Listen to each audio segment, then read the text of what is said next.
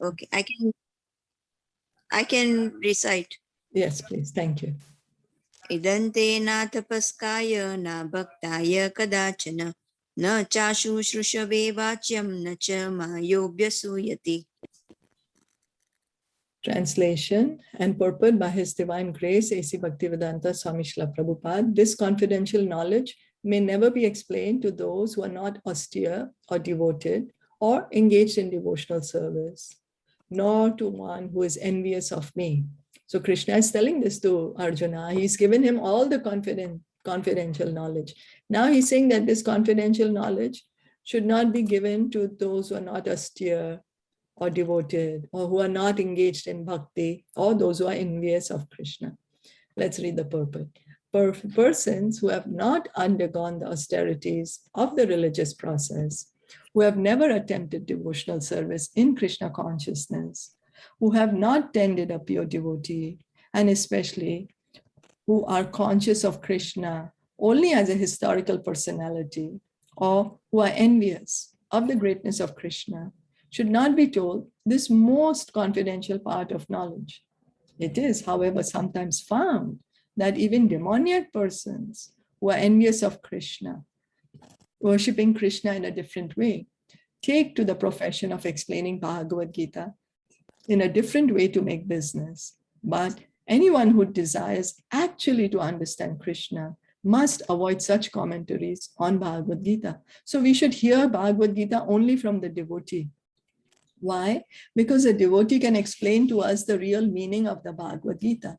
If we hear from somebody who's not a devotee, means who's envious of Krishna, then they are going to misinterpret the meaning of Bhagavad Gita and put their own meaning in it. So we won't be able to understand the absolute truth. That's the reason that we should avoid commentaries from non-devotees. And there are so many non-devotees who speak on Bhagavad Gita. There's many editions of Bhagavad Gita we can see, but nobody becomes a devotee of Krishna, or nobody can understand the truth after they read such Bhagavad Gita. Their personalities don't change, and they are not able to understand what's the reality, what's the soul, who's God. And so why shall we waste time? And time is so limited in this human form of life. Actually, the purpose of Bhagavad Gita is not understandable to those who are sensuous, even if one is not sensuous, but is strictly following the disciplines enjoined in the Vedic scripture. If he is not a devotee, he also cannot understand Krishna. And even when one poses himself as a devotee of Krishna, but is not engaged in Krishna conscious activities, he also cannot understand Krishna. So, because Krishna just fulfills our desires, whatever is our desire. So if our desire is actually not to understand Krishna, then Krishna does not reveal himself. He covers himself up. Same like us. If we see that somebody really does not want to know us, they just want to put their own perceptions on us. They just think that that another person should be like this or should be doing that. Then the person is not going to tell them the true who they actually are. Why? Because they can see, oh, this person is not interested to know me, actually. So Krishna is the same way. He's a person. He's a person. So he sees somebody is not really interested to know me. So I don't want to reveal myself to you. That's okay. So that's the reason. Now, there are many persons who envy Krishna because he has explained in Bhagavad Gita that he is the supreme and that nothing is above him or equal to him. There are many persons who are envious of Krishna. Such persons should not be told of Bhagavad Gita, for they cannot understand. Krishna says, Aham sarvasya prabhavo mata sarvam, what's that? Mata sarvam pravartate iti matva bhajante mam buddha bhava samanvita. Thank you so much. So he says everything is emanating from me. He's saying that. And then the wise who perfectly know this, completely devoted to me, he's saying that. But now if somebody is not a devotee, we can say, oh, why Krishna? Why only Krishna? Why God is not someone else? Why God is Krishna? But that's coming out of a place of envy. Why only Krishna? Many people say. But this Bhagavad Gita is written by Krishna. So if we make research work, why Krishna is God, we will understand, oh yes, Krishna is actually God because he has the qualities of being God and nobody else has that qualities. Even Parasara Muni said that the meaning of Bhagwan means somebody who is all opulent, all knowledgeable, all famous, all beautiful, all the most powerful, and then all renounced. Means these 6 opulences in full. So some of us are rich, some of us are beautiful, some of us have some knowledge, some of us renounce something, some of us are strong, some of us are famous, but to a very little degree.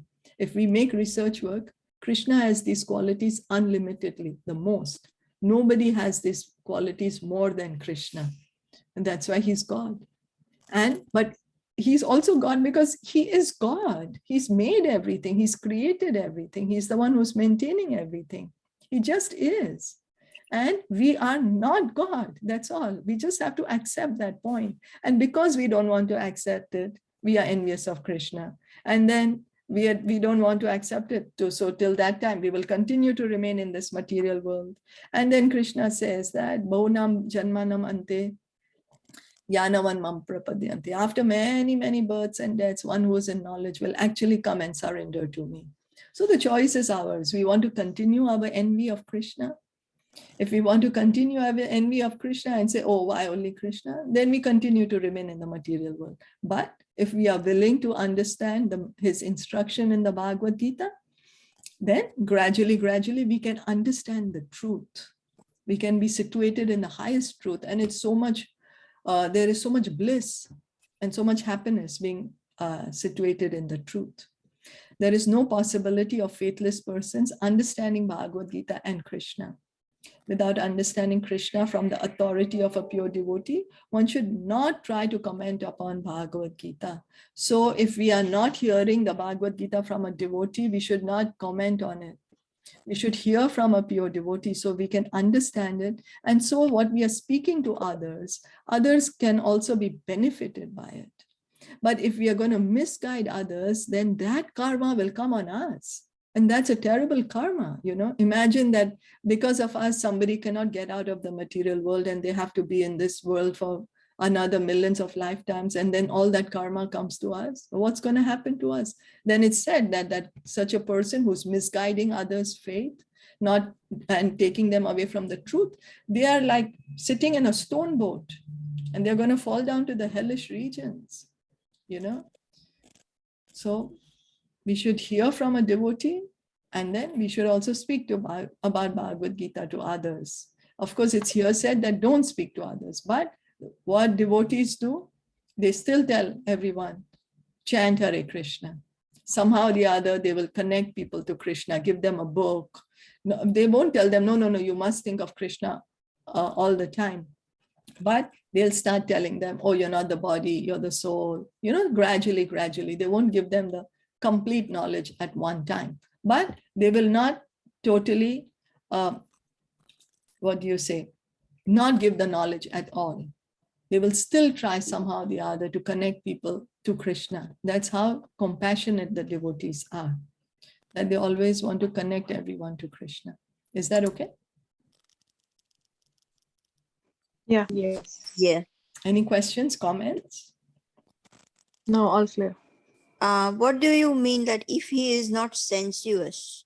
Sensuous because we are all wanting our own sense gratification. I will do this, I will be happy, I will do that, I will be happy. But there are some people who also restrict their mind and senses. There are certain jnanis or yogis. They are strictly following. They are able to control their senses and mind. But what is it said? That if he is not a devotee, he will not be able to understand Krishna. Because why? Because he doesn't want to understand Krishna. So we see so many different people, they are following very rigorously some path of yoga or some path, there's so many other paths. And so they will be the Brahma, they will believe in Brahma Jyoti, right? Or they will not believe in Krishna only? Yeah, then actually, you know what? The persons who believe in Brahma Jyoti, they are very great persons. Means they're already realizing that, okay, I'm not God. that God is greater than me, but they have not realized that God is a person.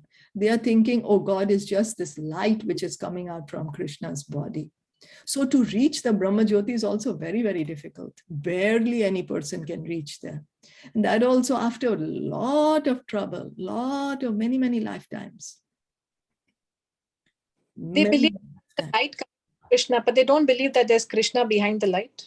How is that? Their understanding is limited to the light. And so if those kind of people, they get the association of devotees, then they also become devotees. Like Sukadev Goswami, he was just believing that God is light.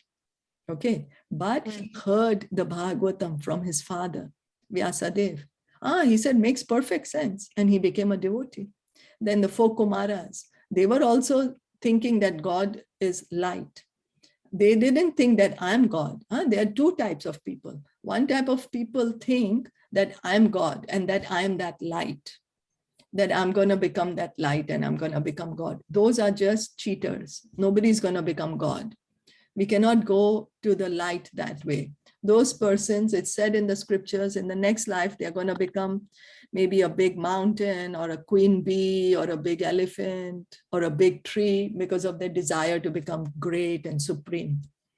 But the persons who really believe, oh, that there is a higher power than me, and that higher power is this light, and they really purify themselves, really purify, takes lifetimes, then they will reach the light. But that's also not a permanent situation. Then if they get the association, the good fortune of a devotee, then they become devotees. Otherwise, that light situation is very temporary. We'll come back down again from there. Why? Why will we come down? Anybody? Because again, the desire. Yeah, the desire is there. Desires are never going to leave the soul, you know? And the soul always have to be active, cannot be inactive. We are always conscious. We always are conscious, not that after we die, we are going to become unconscious. So the desires and our consciousness is going to drive us back again to the material world, because at that time we have no knowledge still of the spiritual world. The only knowledge we have of the material world. So we will come back to the material world. So that's the reason, whatever limited time we have, we should try to become a devotee. You know, that's for our benefit. That's our true position. Okay. Yeah. Is that okay? Yeah. Sorry, Yeah. who are the Shunyavadis? then? Shunyavadis are the Buddhists who think that zero, there's nothing after you die, everything is zero. Okay, they are the Shunyavadis. Yeah, that there's nothing. Nothing is there. Okay. But then, you know, it doesn't make sense. How come nothing can become something? You know? So it's that was just a particular time that Lord Buddha had to come to give that knowledge so that people would stop killing animals in the name of scriptures. That was his specific task. That's the reason he came there. So we should, because we are all having this impersonalism too much in our consciousness, you know, we disregard Krishna as a person.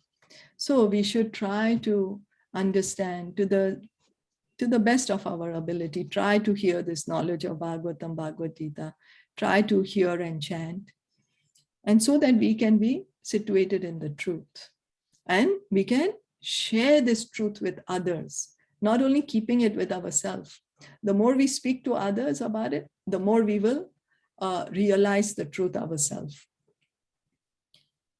You know? Okay. Yeah. So reading on 68, would somebody like to read this? Navabi, you want to recite? I can try. Okay.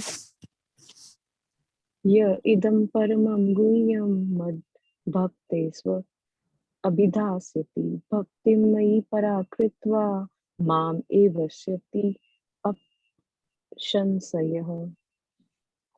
For one who explains the supreme secret to the devotees, pure devotional service is guaranteed, And at the end, he will come back to me.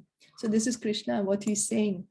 Krishna is saying that if somebody speaks about me, about the knowledge of Bhagavad Gita to others, then they will get pure devotional service. Guaranteed. Krishna is guaranteed. So we can take up Krishna on his word. Hey, Krishna, you promised it and I did this. So now you must give it to me. We can, of course. Like somebody, if we are going to promise to somebody, don't they come back and say, hey, you promised it. Where is it? You need to fulfill this promise. Right? So even Krishna has to fulfill this promise. And what he says, and at the end, he will come back to me. Means afterwards, when somebody has become a pure devotee, at the end of life, they will go back to Krishna. What is that they have to do? Give the signs of Krishna to others. Generally, it is advised that Bhagavad Gita be discussed amongst the devotees only. For those who are not devotees will understand neither Krishna nor Bhagavad Gita. Those who do not accept Krishna as he is and Bhagavad Gita as it is should not try to explain Bhagavad Gita whimsically and become offenders. Bhagavad Gita should be explained to persons who are ready to accept Krishna as the Supreme Personality of Godhead. It is a subject matter for the devotees only and not for philosophical speculators.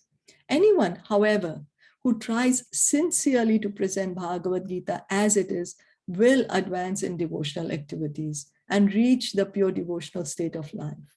As a result of such pure devotion, he is sure to go back home, back to Godhead. So what is it? Krishna is saying, don't speak about me to others who do not believe me. But what a devotee does, he's trying to sincerely give this knowledge of Bhagavad Gita to everyone so that everyone can also go back home. Everyone can become happy. Everyone can get the true knowledge, be situated in the truth. And then to such a person, Krishna says, such a person is very dear to me and that he will go back to Godhead. He will go. So we should sincerely try to present Bhagavad Gita, not with force. We should not force anyone, and with humility. Humility, not that, hey, you don't know anything. Come, I'm going to give you the greatest thing. You're missing out. Are you stupid? What you're wasting your time on? No, never, never. We need to respect each and every person. Lord Chaitanya said, Trinadapi Sunichena. That we give all respect to others. Don't expect any for your own self. And with humility and sincerely, give this message to others. Connect everyone to Krishna. Because where would we be if somebody didn't tell us about Krishna? Somebody didn't give us a book, or somebody didn't take us to the temple or tell us about the temple, give us some prasad. Where would we be? Text 69. न च तस्मान् मनुष्येषु कश्चिन् मे प्रियकृतम् भविता न च मे तस्मात् अन्य प्रियतरो भुवि.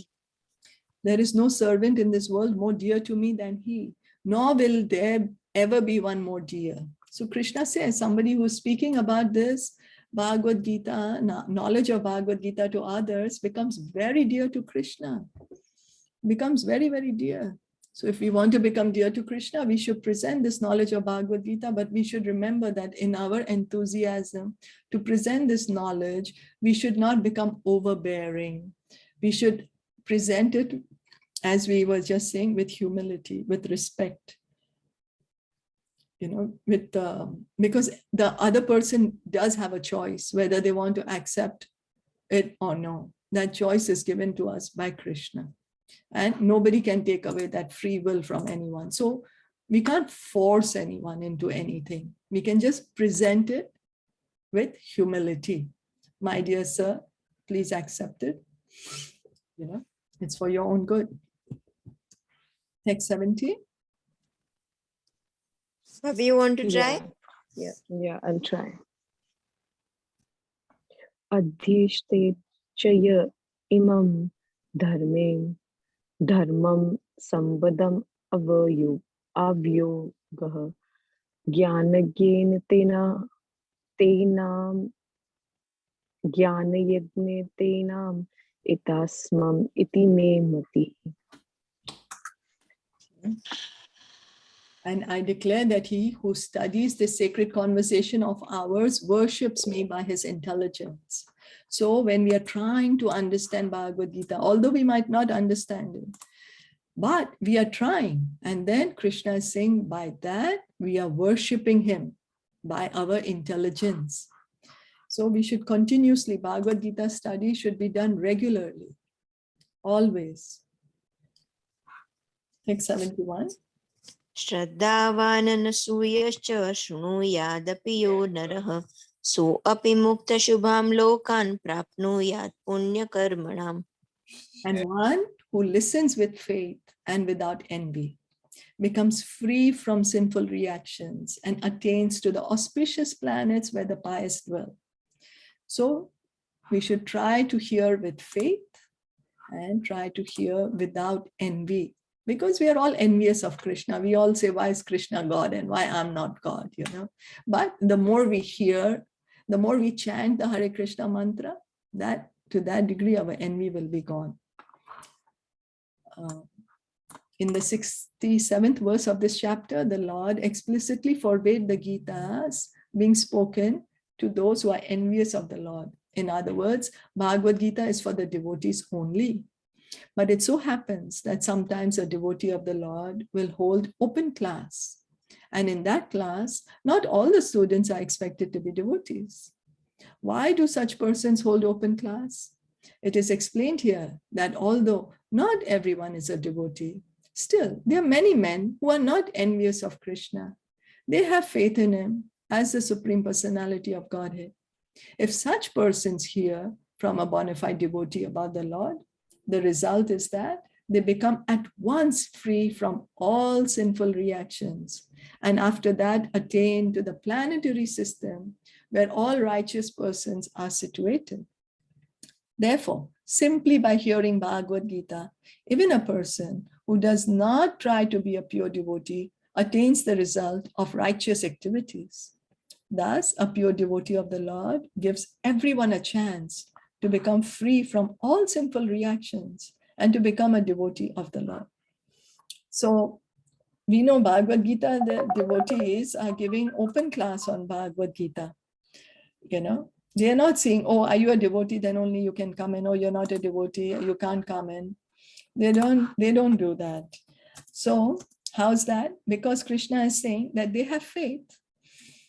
They have faith. So if somebody with faith is hearing, what will happen is our sinful reactions will go away. We'll get purified. And of course, if the desire to become a pure devotee does not arise in such a person's heart, what he will get? He will get the result of going to a planet where all righteous people stay. So of course, it will be naturally peaceful because the people there are all righteous. You know, generally, those who are free from sinful reactions, those who are righteous, very easily take to Krishna consciousness. The word punya karmana is very significant here. This refers to the performance of great sacrifices, like the Ashwamedha Yagya mentioned in the Vedic literature. Those who are righteous in performing devotional service, but who are not pure, can attain the planetary system of the pole star or Dhruva Loka, where Dhruva Maharaj is presiding. He's a great devotee of the Lord, and he has a special planet, which is called the pole star. So if somebody does not want to become a pure devotee, then they can go to the pole star also. But generally it is seen that if somebody is very pious, somebody is not engaged in sinful activity, they are very easily attracted to Krishna consciousness. How? Why? Because their consciousness is already purified to that degree. It's already, it's already purified. They can understand. They are able to accept it. Oh yes, I'm not the body. Makes sense. It makes sense to them. So they are able to easily take to the devotional path, the process of Krishna consciousness. Is that okay? Yeah. But even if we are very sinful, it's okay. We just continue hearing Bhagavad Gita. Our sins will be washed away just by hearing Bhagavad Gita. It's very purifying. And what does it do? Because we are hearing from a devotee, it will give rise to devotion in our heart. By hearing Bhagavad Gita, speaking Bhagavad Gita, hearing Bhagavatam, speaking Bhagavatam, this is all bhakti. It's all bhakti, devotional service. Next 72. कच्चिदेतत् श्रुतं पार्थ त्वय्येकाग्रेण चेतसा कच्चिदज्ञानसम्मोह प्रणनष्टे Dhananjay.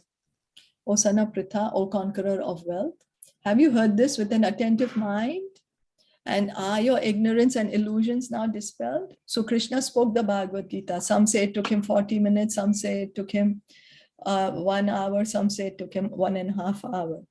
But now, after speaking Bhagavad Gita, Krishna is asking Arjuna, have you heard it with attentive mind?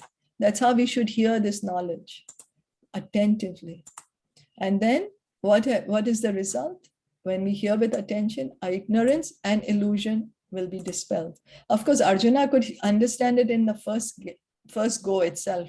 For us, it takes lifetimes, the whole lifetime or maybe lifetimes also to try to understand the message of the Bhagavad Gita. So the Lord, because Arjuna is a pure devotee, so he can immediately understand it so fast. The Lord was acting as the spiritual master of Arjuna.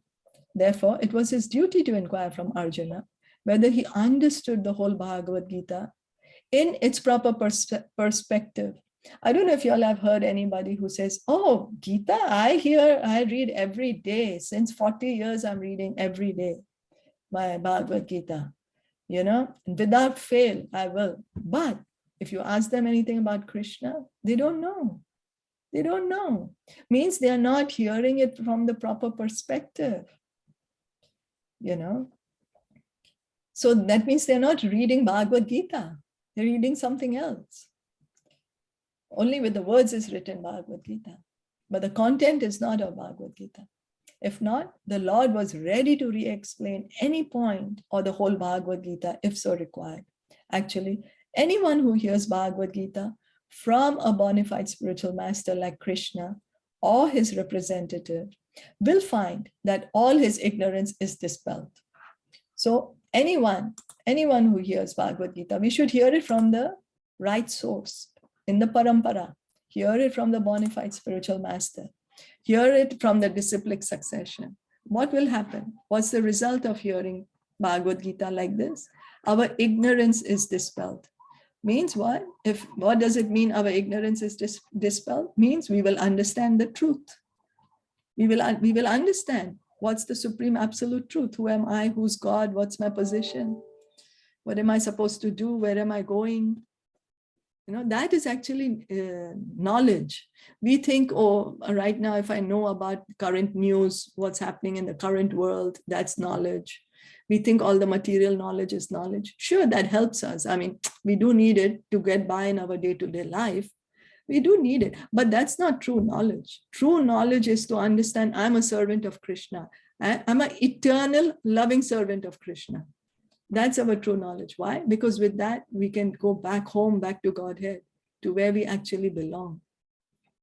Bhagavad Gita is not an ordinary book written by a poet or fiction writer. It is spoken by the Supreme Personality of Godhead. Any person fortunate enough to hear these teachings from Krishna or from his bona fide spiritual representative is sure to become a liberated person and get out of the darkness of ignorance. So what is Prabhupada saying? He's giving a great benediction here. Prabhupada is saying Bhagavad Gita, it is not like how there are so many other books we see on the market, no? There's so many fiction and so many genre, of fiction. There can be mystery, romance, comedy, so many things. But Bhagavad Gita is not like that. It's spoken by God himself. And then any person fortunate. So it's a great fortune to be able to hear Bhagavad Gita. How many people from the 7 billion population of human beings, how many actually have heard Bhagavad Gita?